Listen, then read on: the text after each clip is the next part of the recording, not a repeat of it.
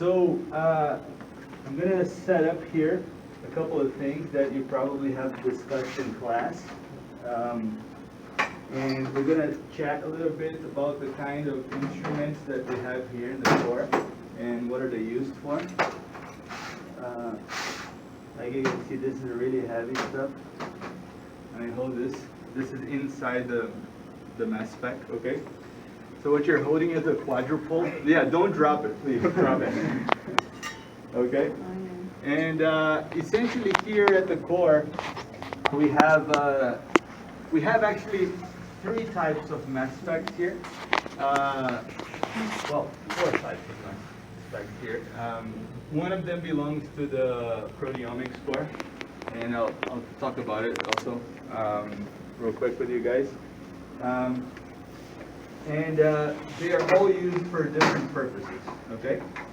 So the first one we should talk about, maybe this is like one of the first ones that really became popular.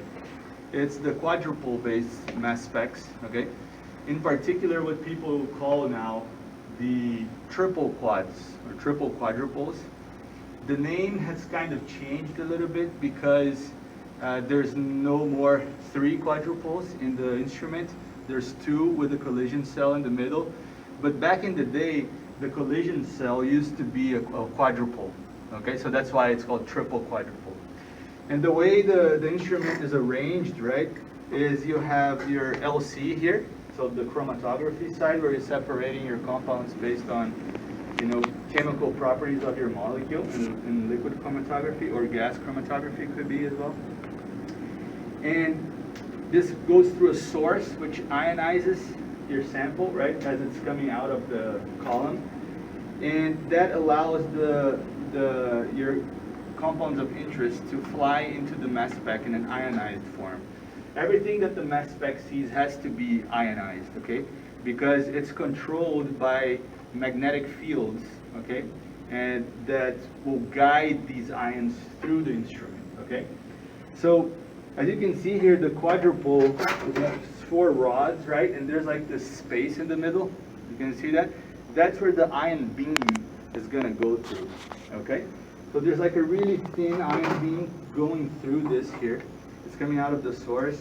It's flying through the quadrupole here, and then it reaches this compartment here, which is called a collision cell. And this collision cell it's usually filled with inert gas, either nitrogen, argon, or helium, depending on the instrument you're using, okay? And essentially, when the ions hit this part here, you can promote the fragmentation of this molecule, okay? So you can add energy, voltage to this space.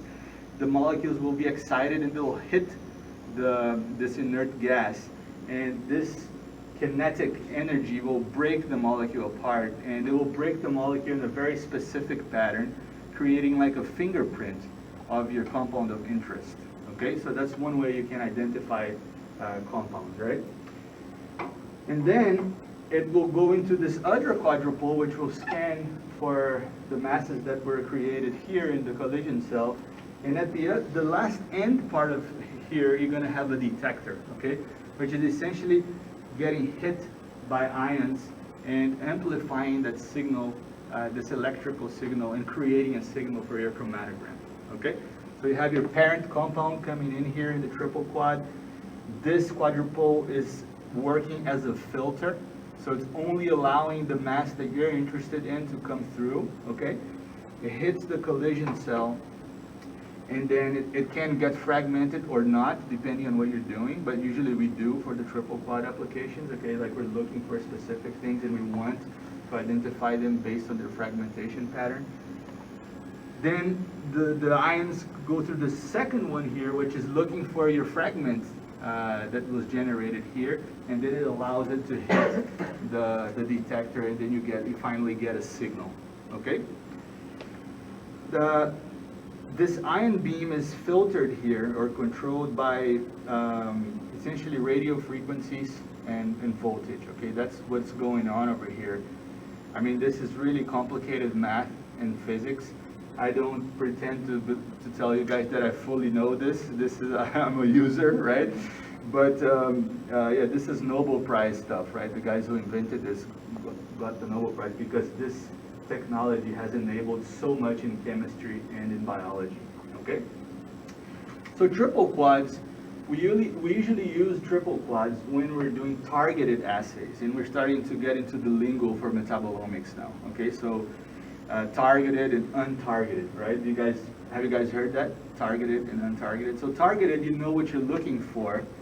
You know how your compound, how much time is going to spend in your column. You know the parent ion, what's the mass for it, and you know how this parent ion breaks in your condition. So you have like 3 data points to confirm that what you're seeing is actually the molecule you're interested in. Okay, retention time in the chromatography, the parent mass, okay, that's allowing to go through this one here, working as a filter, and then how this parent mass is broken down in the collision cell and what's the profile here. Okay, so you have like 3 confirmatory levels, right? So when you see a signal coming out there, you definitely know that that's succinic acid, or that's like an amino acid you're interested in, or whatever you're looking for, okay? So that's what we call targeted metabolomics, and people have, like we, for example, we have a panel of central carbon metabolism compounds that are relevant in many biological systems. So we have like a panel of 195 compounds that we can scan using this instrument. So imagine the speed that this is working on, right? Stuff is coming out of the column and it's just like sifting through 195 patterns of parent mass, collision energy, all of that, you know? So we can identify a set of compounds within those 195 that we have set up a method for. Okay, so this is what we call targeted. There are much bigger targeted approaches than this one, with many more compounds. And usually for this kind of approach, ideally you would have also internal standards spiked into your samples, okay? Where if you do that, you can actually absolutely quantify the amount of material. So you could get like a nanogram per milligram, data after you finish running your samples, all right? So that's targeted approach, okay? And for the untargeted approach, is like when you're looking for, you don't really know what you're looking for. You want to do like a general scan of a biological sample or another kind of sample. And for that, you need a way to way more accurately determine the mass of the molecules you're looking at, okay? This one here is a great tool to look for things you know the mass for, right? But it's not particularly good in precision mass measurements, okay? For precision mass measurements, we use essentially today 2 kinds of systems, right? We use the TOF systems, so time of flight, right? You guys heard about TOF? Yes or no? Yes? Okay, TOF, time of flight instruments, I'll show you guys in there. And we use Orbitraps, okay? Which is a completely different kind of detector, and we can go over how this detector works as well, all right? So in the time of flight, imagine the same setup, okay? You have a quadrupole in front, you have a collision cell, but instead of having another quadrupole here before the detector, you have a time of flight tube, okay?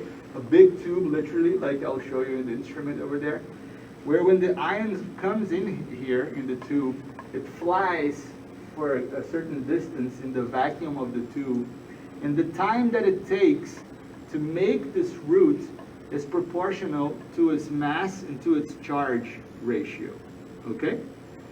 So by doing that, we can very accurately measure the mass of this ion. We can go up to 4 decimal points in the Dalton, right? So to the 10,000ths of molecular mass, right? With a lot of accuracy, okay? So these instruments are used when you need like a very accurate mass measurement for your molecule, or when you're doing untargeted metabolomics and you want to see, you want to get as precise of a measurement as possible in order to try to identify later this compound. And how do we do that, right? So let's say you guys are interested in blood of COVID samples, or COVID patients, right? And you want to see if there's any differences in the blood of a COVID patient to someone that's not infected, and we can maybe even find markers for that, right? So you would prepare your material, you would run a liquid chromatography setup so that you could separate a little bit the compounds in the blood, and making the life of the mass spec easier because it doesn't have to see everything simultaneously. It's being separated by the chromatography, okay? It's coming in here, and you're getting measurements of MS1, we call MS1, so we're measuring the masses of the parent ions coming into the mass spec, okay? So the machine has a feature which we call data-dependent acquisition, okay? So from every scan that it does at MS1, you'll see multiple peaks, right? Because there are multiple ions coming in there. And it picks like the most intense peaks in that first MS1 readout and say, oh, I'm going to fragment peak 1, 2, and 3 that have the highest intensity. And it chooses those automatically to run through the collision cell and produce fragments for that, all right? And there are many variations to that, and I don't want to really go deep into that because it can get a little bit confusing. But that's how data-dependent acquisition works, and this is sort of like the bread and butter of like untargeted metabolomics, okay? So it's a setup very similar to this, except that you don't have a quadruple here, you have a time of flight tube, and it's completely different. And lastly, we have another kind of detector called a Orbitrap, okay? And the Orbitrap, instead of having a top tube here, you have an Orbitrap, okay? Orbitrap is a small detector. It looks like a oval-shaped electrode. And what happens is that the ions fly into this chamber with this oval-shaped electrode, and it starts orbiting, hence the name Orbitrap, orbiting this electrode, right? And this orbit of these ions, right, the way that it orbits produces an electrical current, right? And this electrical current is proportional to its mass to charge ratio. So this was a very big development in mass spectrometry because the accuracy of this detector is really high, much higher, like 2 or 3 times higher than the TOF instruments, okay? So it is a great mass spec to measure like really accurate masses, and it was like readily incorporated into fields like proteomics, for example, where you need to really accurately measure the masses of peptides that you're investigating in a proteomics sample, okay? So I guess we can go in now and we can show you the instruments and show you like the liquid chromatography partners of the MS, right? The other thing I didn't talk about, but I'm going to mention, it's in a different room. We also have a gas chromatographer, okay? So the gas chromatographer is a very similar idea to the liquid chromatography, but it's a gas instead of a liquid that's coming through the column, right? The column is pretty different. Usually they're really long and thin, like capillary columns. And at the end of the chromatographer, you can have like what I like to think as an analog detector, like an FID, flame ionizing detector, or you could have a mass spec in the end of the gas chromatographer, which is our case. We have a mass spec in the end of the chromatographer, and we can measure the masses of ions coming out of the molecules coming out of the chromatographer, okay? So, for example, some of the Mars rovers and some of like the space probes that NASA have produced, right, carry within them these gas chromatographers, right, and these mass specs, so that they want to see, oh, what's the composition of the soil in Mars, right? And then they can drill a hole, vaporize the molecules there. This comes into the gas chromatographer, and you can see ions there, and you can determine the composition.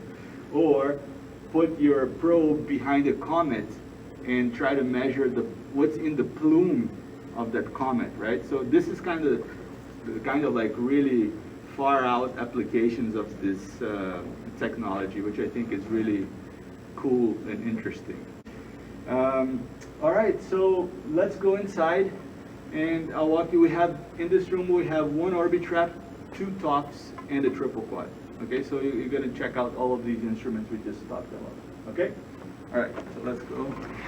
Oh, one more thing. I have another piece of equipment here that is kind of cool to show, maybe. So, oh man.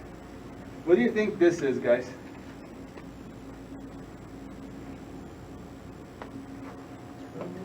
Yes, very good. Turbo, yeah, exactly. It's a turbine, exactly, it's a turbine. This is a turbo pump, okay?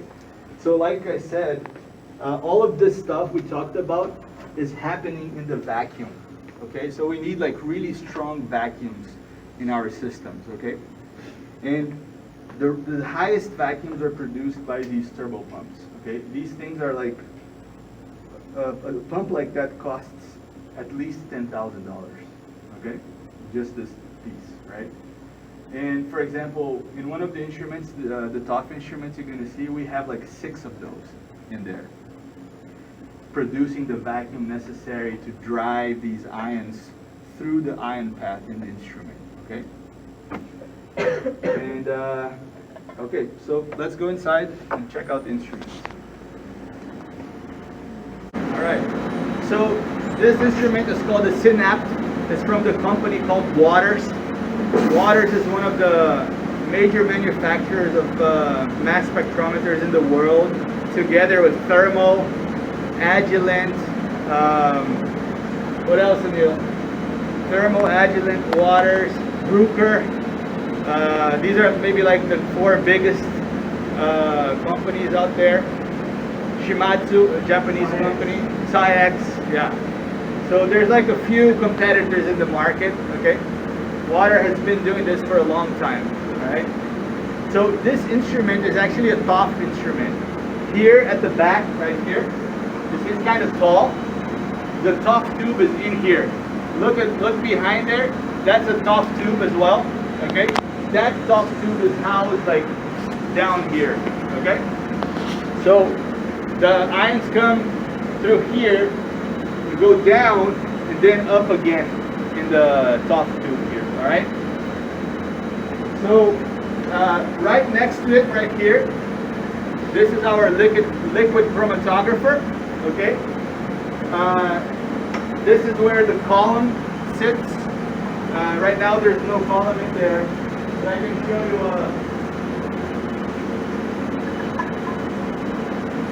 a typical column. Okay. So we can put this in here, connected to this tubing here, right? And this instrument has a really cool feature. You see this tag? We can attach this tag to the instrument, right? And it will record everything we do to this column. Like how many injections we've done, what's the pressure in the column. Sometimes when the column starts to deteriorate, you get like an increase in back pressure, things like that, okay? So here's the liquid chromatographer. You see here all of the buffers we use. Go ahead. Could you explain the difference between HPLC and UPLC? Yeah. So UPLC is an evolution of the HPLC technology, right? So HPLC stands for high pressure liquid chromatography, and UPLC, some people translate it to like ultra high pressure liquid chromatography. Okay, so our technology to push things through columns have increased along the years, and now we have these systems. These are all UPLC systems, okay? So they're really good in tolerating a lot of pressure. So the maximum pressure in the system, for example, is 15,000 psi, okay?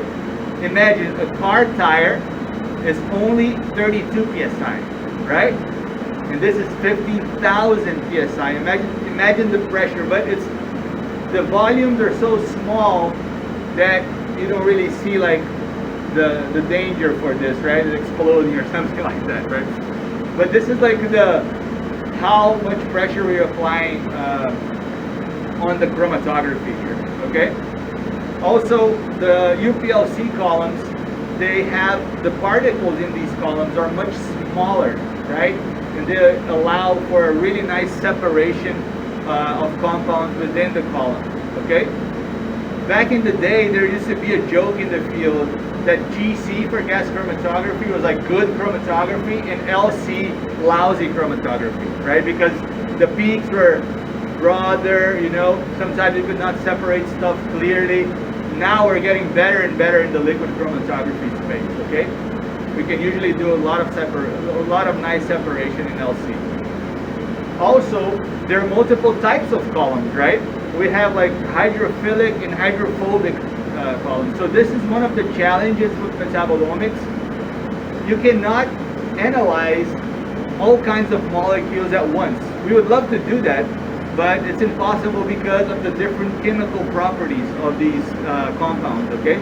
So if you have something that's hydrophobic and you want a nice liquid chromatography, you have to use a hydrophobic column, right? So that it can stick there and separate. Same thing is true for polar compounds, right? So we have different matrices in the column so that we are able to separate these compounds by their chemical and physical properties, okay? So in here, there's what we call like a sample sample manager, right? And so you can put like plates in here. Let me get some of the plates.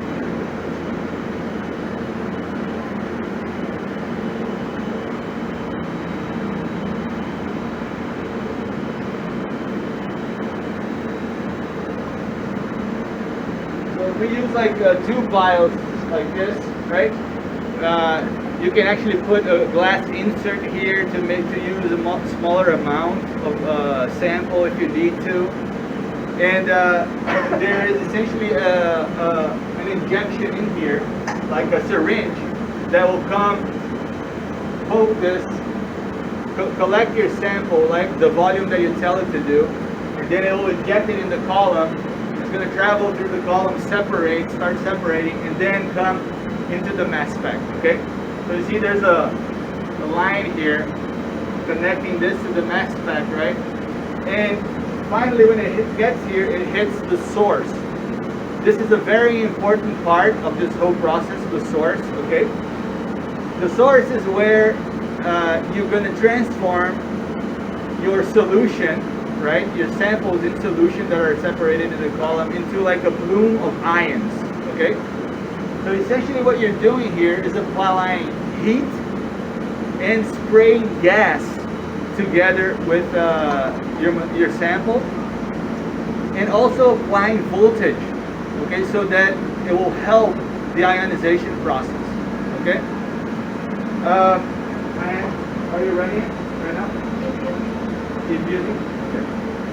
So I'm going to open this and I can show you inside the source, right? And so this is also a very important point because we have two modes of ionization, right? Positive and negative. Some molecules like to ionize in positive mode, right? Meaning that usually it grabs a proton from the environment and then flies hugging this proton with it, right? Others like to lose a proton, like a hydrogen. For example, the organic acids or alcohols, they like to lose that proton, right? And they can fly with a negative charge, okay? And this also will alter slightly the mass of the compound. So when we're looking at these mass to charge ratios, we're usually looking at slightly different masses from the actual molecule mass, okay? Also, some naturally occurring atoms like sodium, potassium, right, can kind of like interact with your molecule and help it ionize. So sometimes we see like sodium adducts, we call it adducts, Okay, that's the proper term for it. And we see like sodium or potassium, and this will alter the mass based on the mass of these other naturally occurring atoms. Okay. We can also add some small molecules to our buffers. For example, formic acid, right, which will help in the amount of protons available in the solution. So you can induce like the protonated ionization form, or even sometimes the formic acid itself will produce an additive of your molecule of interest, and it's going to fly together. Okay? So that's what's going on here. So there are many types of sources. Okay? These are called ESI sources, electrospray ionization sources. There's API, atmospheric pressure ionization. There's MALDI, right? Matrix assisted laser desorption ionization. Have you guys have you heard of this before? MALDI? No? Okay. So we don't have we don't have a MALDI here, but MALDI is a way that you can ionize compounds from solid state. Okay? So you can like spot a little drop of your, for example, blood in a plate, and this spot gets shot by a high energy laser that vaporizes your sample and gets sucked into the mass spec. Okay? It's a different kind of instrument. We don't have one here. We might have one soon, because with that we can do like mass spec imaging. So you can get like a very small slice of a biological sample and shoot it at different positions, and we can determine all the masses in the different positions and create like a mass map of what's happening in your biological sample. For example, like a tumor or something like that, right? So this is one of the things the core is going to try to get for our setup here. Okay. Okay. So Hyan, she was doing some. Did that? Can I open the source?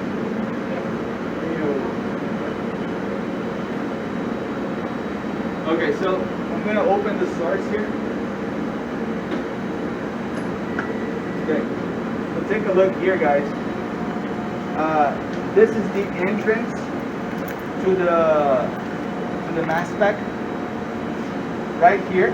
This is really hot. It was operating at 600 degrees. Okay, and if you look here, see the tube is coming here. It's coming down this probe here, and this probe has like a capillary tube that is heated, and on the outside of the tube we blow nitrogen together with that. Okay, so all of that is to dry up the water and the solvents that are coming through here.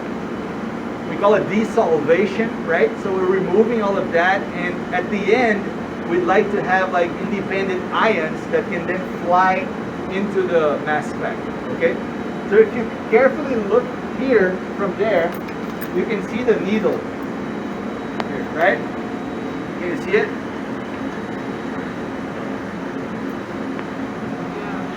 Down here, yeah, the little tip, yeah. Okay, yes, let me check it out. So, in this source here particularly, we actually have two needles. Okay, we have this one that's coming from over here, and we have this one, okay, that's coming from a different tube. All right. The reason we have this here is that when we're doing untargeted metabolomics experiments, like I said, it's very important for us to get good, accurate mass measurements. We want to infuse in parallel to what's coming out of the column a compound that we know the mass for. Okay?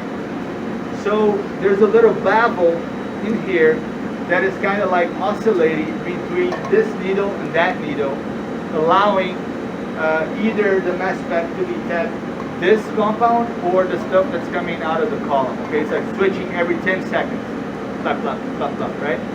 So what it's doing is like every 10 seconds, it's taking the mass spec measurement of a compound we know the mass for. So we can use that throughout the run to correct for any imperfections in the mass spec measurement. Okay? We call it walk mass. All right? In this case, we use a peptide called leucine encapsulated. Okay? Which is like an artificial peptide that we don't find in any compounds in nature, and that we can infuse and we know the mass for. It's a synthetic peptide. All right? Hey man, come in. Are you sure? Come in. Of course. Yeah. Sure. Guys, this is Lucas. He is a waters engineer. So Lucas is coming today to do some maintenance in one of our systems. But it's a great example that he's here because he's somebody that have his degree in chemistry and did a career in the industry in mass spectrometry. So it's a good example for you guys. So this is an undergrad class. Oh, cool. In toxicology. Toxicology. Chemical engineering. Chemical engineering, yeah. So, alright man. How much does this big piece of equipment cost? I mean, these instruments are very expensive, you can guess, right? This one is around 450,000, I think, and these other ones are a little bit cheaper, around like 350.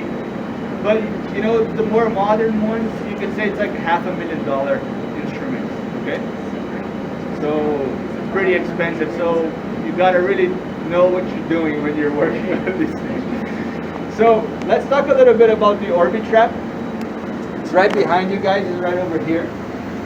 And so, like the Q-top, right? We discussed. This instrument is used for accurate mass measurement. All right.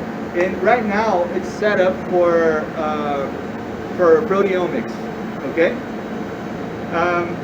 Like you cannot see like a tube like that big, of course, because it doesn't need to. The Orbitrap is a much smaller detector. Okay.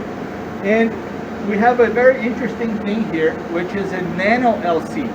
Okay. So this is a liquid chromatographer, but the difference is that it's running really small volumes of material. Okay.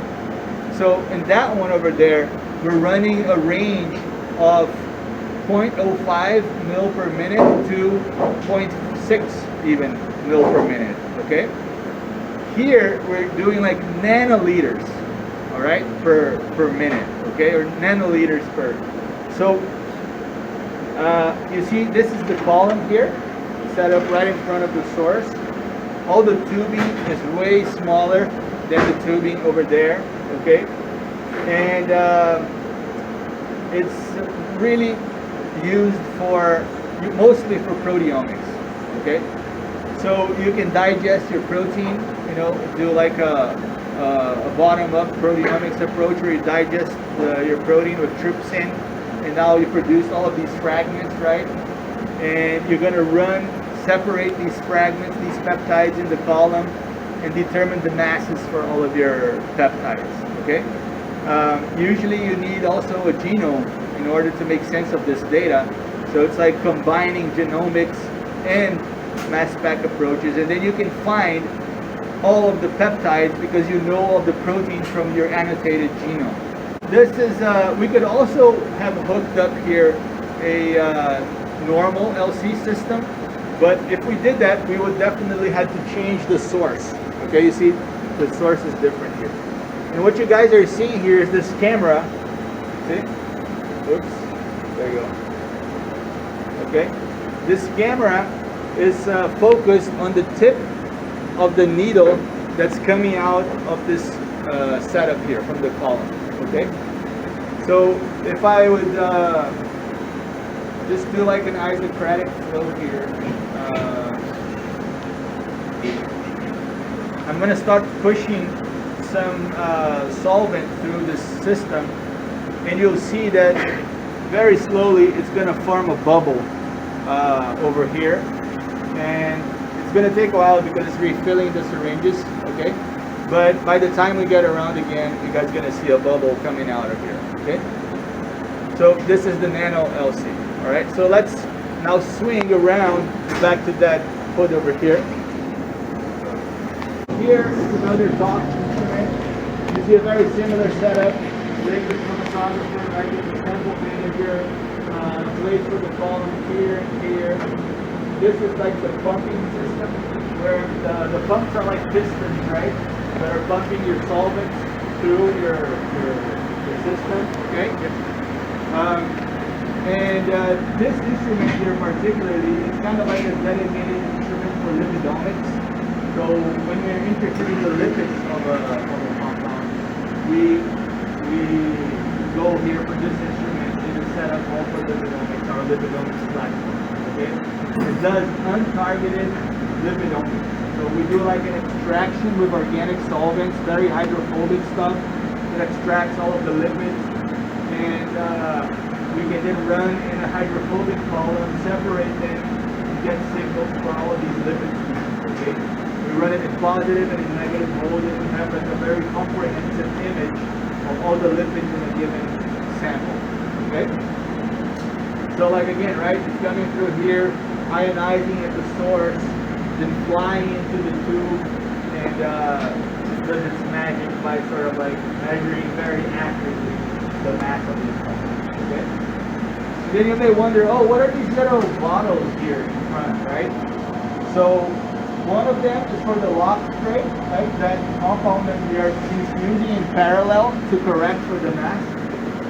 Another one is a spot dedicated for our calibrant. So we do calibrations. Here in the lab we use sodium formate as our calibrant. Okay, it produces a bunch of different atoms and covers a really nice range of ions that we know the masses for. Okay, so it's like a sodium or formic acid flying in many different atom configurations. Okay. And finally, there's another one that if we're curious about a specific compound, we can infuse a solution of that compound standard here, and we can look specifically for that ion. Or so let's say you're like a chemist, right? Synthesizing some compound in your lab. You're like an organic chemist, and you want to find out if the product that you got is actually the product that you have. You know, so you have many ways of tackling that problem. You could use NMR or something like that, but you could also use accurate mass just as a check. So we could come here and put a little bit of your solution of your compound here and directly infuse that and find out what's the mass for that compound, okay? Or even sometimes we can just use a syringe to kind of connect here to the tube and manually inject it, okay? So for example, here on campus, we have some labs that produce many analogs for important molecules. For example, Sean Cutler's lab is doing a lot of like ABA-related work, which is a plant hormone that controls water stress, right? So he is always like synthesizing different kinds of compounds, and sometimes they come over here and they check, oh, let me see if I'm getting what I want, you know, and then they later take that stuff and test their plants. Okay? So this is one of the applications, right? Another neat thing about this system here is that we have a fraction collector. So, as the name suggests, right? While you're running your mass spectrometry run, this system can split your flow, okay?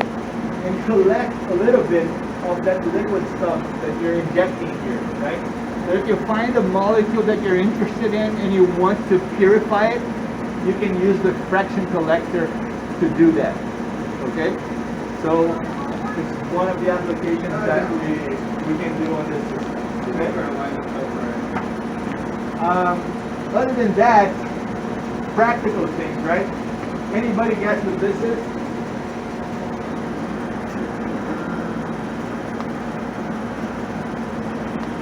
I'm going to give you a hint. I said we need a lot of gas to desolvate this here, right? When you're pumping stuff into the system, you need to dry it up, right? So this is a nitrogen generator, okay? So it's getting atmospheric air, filtrating out oxygen and other stuff to a degree of purity. And we use this gas coming out here, right? Into the mass spec to sort of dry this out. Okay? And we need a lot of nitrogen. Sometimes we're running 1,100 liters of nitrogen per hour here, okay? So if we had like tanks like this, it would be super expensive, okay? And non-practical because we have to change it all. It also brings me to the tanks here, right? We have like here, we have helium, and then we have nitrogen, and we have argon, okay? Argon is for this system. It's using argon to, in the collision cell to promote the fragmentation, all right? So we're always like pumping a little bit of argon in there, okay? Argon has a big mass, it's a heavy gas, and it's a really nice gas to induce the fragmentation, collision fragmentation, okay? And the helium and the nitrogen are going into the orbit trap over there, also used for fragmentation, okay? All right, so let's go check the last instrument. This side can stay over there, and we'll move around here.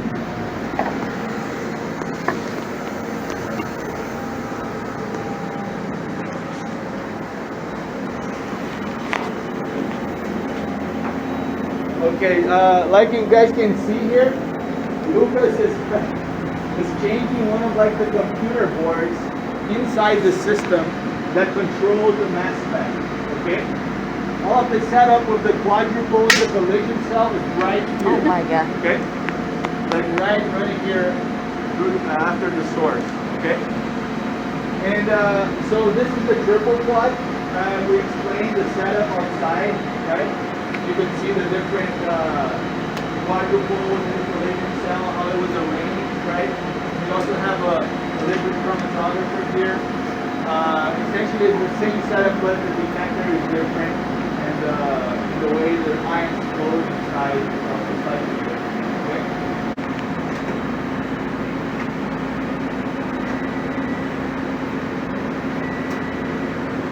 So fancy.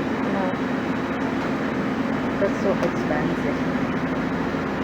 Imagine the 400, that by 300. So it's about $1 million. Ew.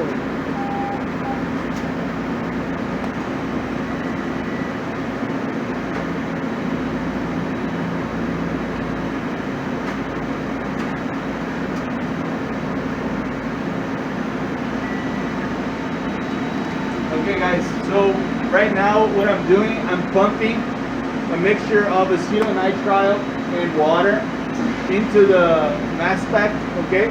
And you can see here that there are ions flying into the mass spec. There's always a level of background, okay?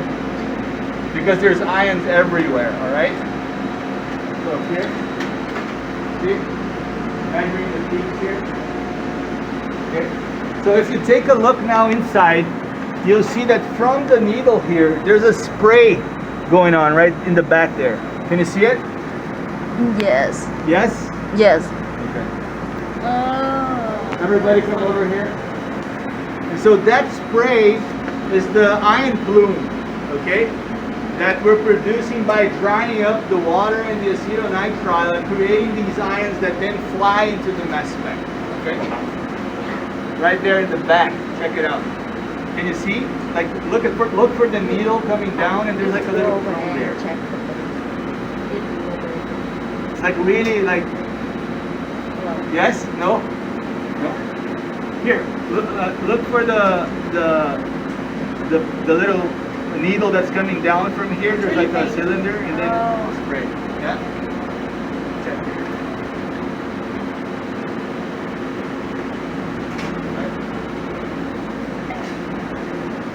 Can you see it? Coming down from here, like there's a spray. Yeah.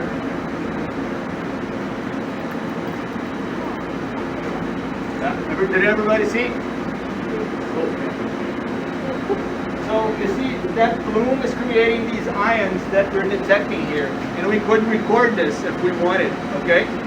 And then you can get like if you're infusing something here, we could like record a little bit of that, and you're getting two-dimensional data, right? You're getting like retention time or time, and you're getting mass spec reads, right? So it's like a book, if you look at a book like this, right? Each page is like a mass spec, right? Okay. So if we were running so all of these controls here, I'm controlling all that's happening in the auto sampler and in the pumps. So I'm looking at the pressure for the two pumps, the flow, temperature in here, okay? I can control how much we draw from the sample to inject. It's really, really advanced kind of capabilities that we have here, okay? And as a last comment, I guess I can talk a little bit about the solvents that we use, okay? So there are many bottles here, right?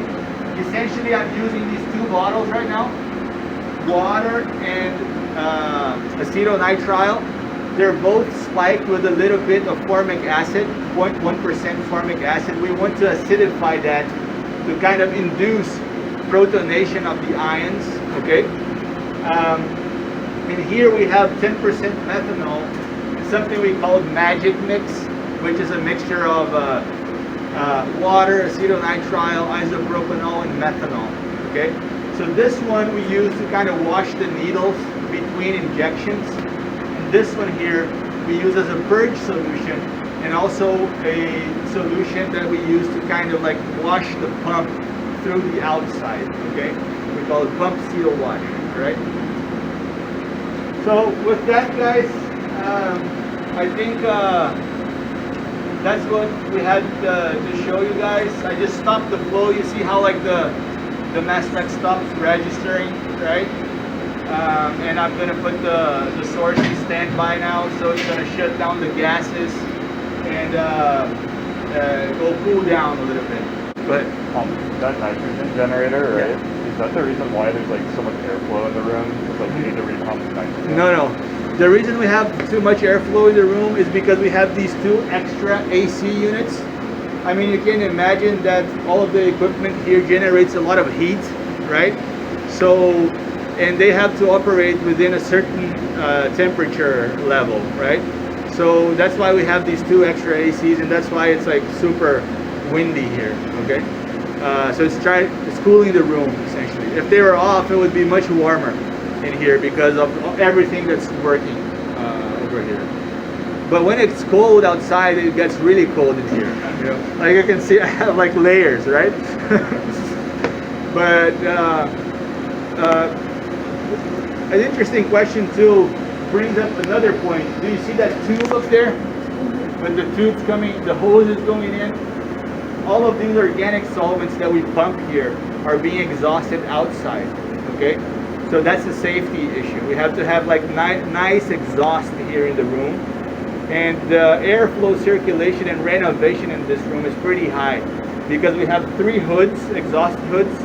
And these exhaust pipes are running all the time, right? Because it's very important that we're constantly changing the air in here so that you know, there's no accidents or there's no excess accumulation of organic solvents in the air. Are they just released like right as they come out of the instrument? Like they're still building? Like the solvents and everything? Yeah. Oh, okay. Yeah. Well, it's small amounts, right? It's not gonna hurt the environment or anything like that. Yeah. Relatively small amounts. Yeah. And this is like I don't know if this building has like a filter on the exhaust at the top. I don't think so. They're gonna renovate this building. They might do that right now. I know the more modern buildings, they have like a scrubber at the top that kind of like prevents all the, you know, the more toxic stuff to get out, you know. But this stuff is pretty benign stuff, you know. It's like, it's nothing too crazy. The only problem is that some of these solvents, like any organic solvent, can be very toxic in high concentrations in small ambients, right? So for example, methanol is very toxic. Acetonitrile is a little bit more benign, but a lot of acetonitrile will metabolize into like cyanide in you, right? So you also don't want exposure to that. And the other thing we use is isopropanol, which you can buy in CVS, you know, so it's nothing too crazy, you know. So yeah. Formic acid is kind of abundant in nature as well. So bacteria and stuff will go to town on that material, on that stuff. You know, like even methanol, right? So it's not too crazy. Yeah. So I have a question. Sure. The ions hit the detector. Where do they go? Do they like just stick to it, or do you have to clean it off over time? Yes, over time you gotta clean it. Yeah, it sticks to it, and over time, like crud develops, and then what we do is usually we have like PMs. Usually engineers like Lucas will come and they have like special solutions to kind of disassemble these electronics and sonicate this material in like a special solution, and then dry that up, wash it with methanol, put it back in. Yeah, but that's definitely a big point, because over time, especially if you're using very dirty samples, you know, these things accumulate and starts to affect your sensitivity, especially your sensitivity, you know. So you have to keep your instrument clean. I noticed that when we opened this here, the source is really dirty. We have to we have to address that. So.